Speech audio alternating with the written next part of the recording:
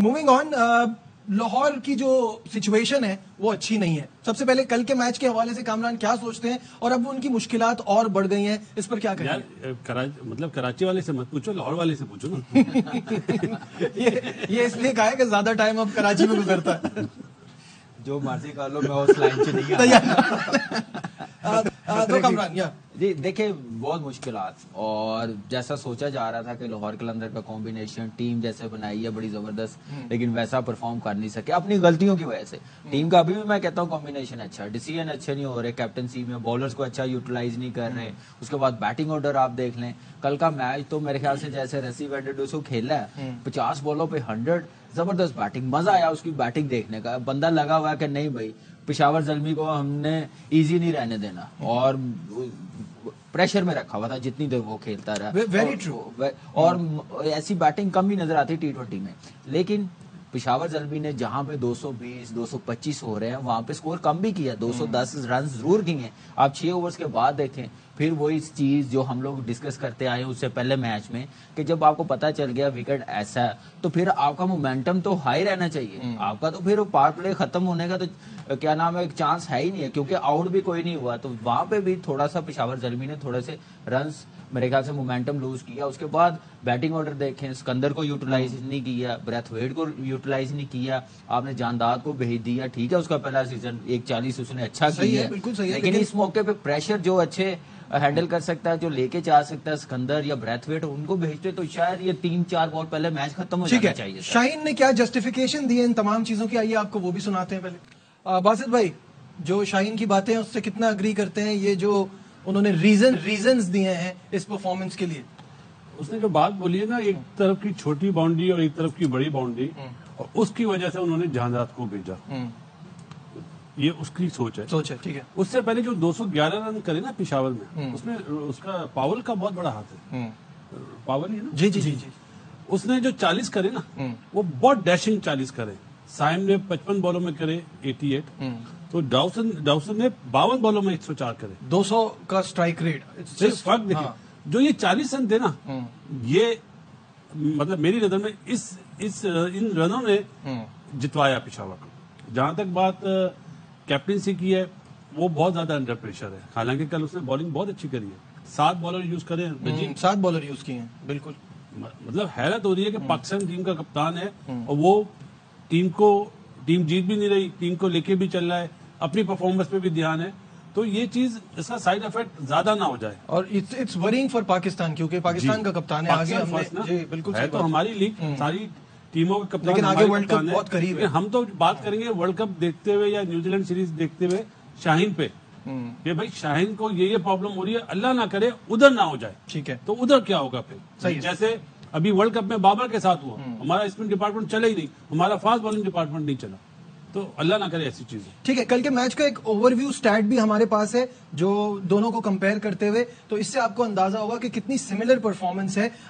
جیسے کہ سب جانتے ہیں کہ 211 رن پشاور زلمی نے کیے, جواب میں 203 رن لاہور قلندر کے, ان کی 4 وکٹیں گری, ان کی 6 وکٹیں گری, 19 چوکے, وہاں 17 چوکے, دونوں کے 8-8 چھکے, 29 ڈاٹ بالز پشاور زلمی نے کھیلی اور 31 ڈاٹ بالز لاہور قلندر نے کھیلی.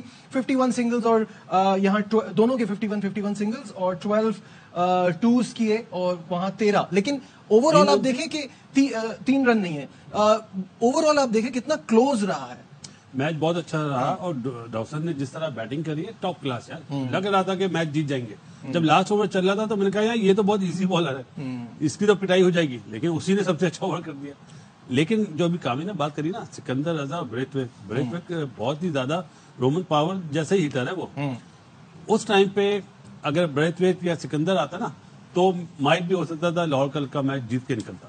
بالکل صحیح ہے. اس لیے کہ ڈسن کھیل رہا تھا ایک اینڈ پر, رائٹ ہینڈر نہیں بھیجوں گا, میرے لیے تو بڑا شاکنگ ہے, مایوس کن ہے, حیران کن, مایوس کن, شاکنگ کہ آپ اپنے 2 تجربہ کار 6 ہٹنگ بیٹسمین کارلوس براتھ ویٹ اور سکندر رضا کو اس لیے نہیں بھیج رہے کہ رائٹ ہینڈر کھیلے تو ہم رائٹ ہینڈر نہیں بھیجیں گے.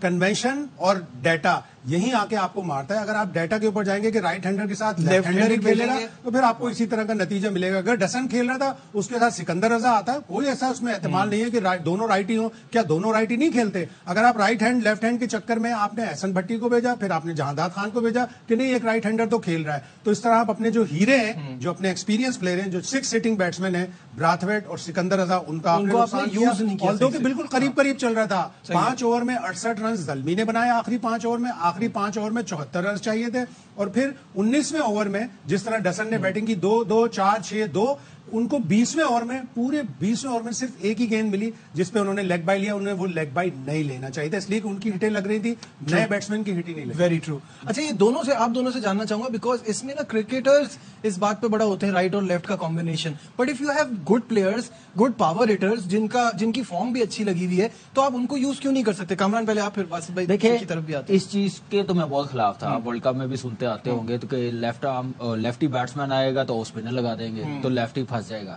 دیکھیں جو اچھا پلیئر ہوتا ہے وہ ان دونوں کو مینج کرتا ہے. ہم نے پاس میں دیکھا سعید بھائی کیسے کھیلتے تھے مرلی کو, برائن لارا کیسے کھیلتا تھا, اور اس کے بعد ہسی کیسے کھیلتا ہے, یہ تو سمجھتے کچھ نہیں تھا. اس ٹائپ کی مینٹالٹی بیٹسمینوں میں ہونی چاہیے.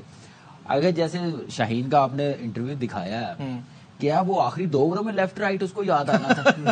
بالکل صحیح بات ہے, مجھے ایک بات بتائیں. اور فخر جیسے شروع میں آؤٹ ہو گیا, شے ہوپ آ گیا, احسن بھٹی آ گیا, اس کے بعد اب یہاں پہ اندازہ لگا لے کہ کپتان کا ایکٹیو رہنا کتنا ضروری ہے. بالکل ٹھیک ہے, اور آپ کا بیسٹ پلیئر ہے اور آپ اس کو یوٹیلائز کریں. میں آپ کو شرط یہ کہتا ہوں, سکندر یا بریتھویٹ آتا تو شاید یہ 3-4 بال پہلے میچ ختم ہو جانا تھا. جو اس نے بال ڈاٹ کی ہیں, 13 بال وہ احسن کھیلا, 9 بال وہ جانداد کھیلا, یہ آپ اندازہ لگائے 23 بالوں میں کوئی دونوں میں سے کھیلتا تو 40-45 رنز ہو جانے تھے. جیسے ڈینٹ ڈالا رومن پاول نے, آپ دیکھیں 46 رنز بنائے 20 بالوں پہ اس نے. یہ کام سکندر اور بریتھویٹ نے کرنا تھا. باسط بھائی آپ کو یاد ہوگا سعید اجمل کے لاسٹ اوور میں ڈیوڈ ہسی نے ہٹنگ کر کے میچ جتوایا تھا. مائیکل ہسی, ہاں مائیکل ہسی نے, یاد ہے بالکل اچھی طرح. وہ کیا رائٹ ہینڈر تھا؟ پہلی چیز, لیفٹ رائٹ کمبینیشن آپ نے ہمیشہ سنا ہوگا بیٹنگ کے لیے, کیا بالنگ میں ہوا؟ کیا لاہور قلندر نے بالنگ میں کرا؟ سوائے لیفٹ آرم بھرے ہوئے سارے نہیں, کیا انہوں نے یہ امپلیمنٹیشن کری؟ تو بیٹنگ کے لیے تو ہو رہا ہے لیفٹ رائٹ کمبینیشن, بالنگ کے لیے بھی تو ہو. سب سے بڑی بات یہ رائٹ لیفٹ ہینڈ ابھی آیا, جب سے ڈیٹا آیا, یہ جب سے آیا ہے کہ left arm spinner left arm بیٹسمینوں کو نہیں کھلائے گا.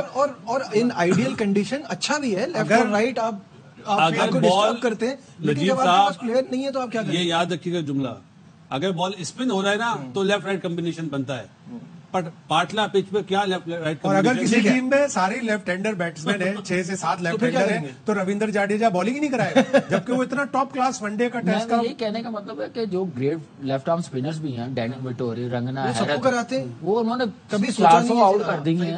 تو میں اندازہ ہوں پھر وہ جو کھبے آؤٹ ہوئے ہیں ان کو تو مار دینا چاہیے. شین وانگ کو لو نا, 700 پلس. مین چیز یہ بھی ہے کہ آپ نے کہیں نہ کہیں تو ڈیٹا کو غلط پروف کرنا ہے نا. ڈیٹا ہی کو اگر آپ جسٹیفائی کرتے رہے, ڈیٹا کو ہی اگر آپ کریکٹ پروف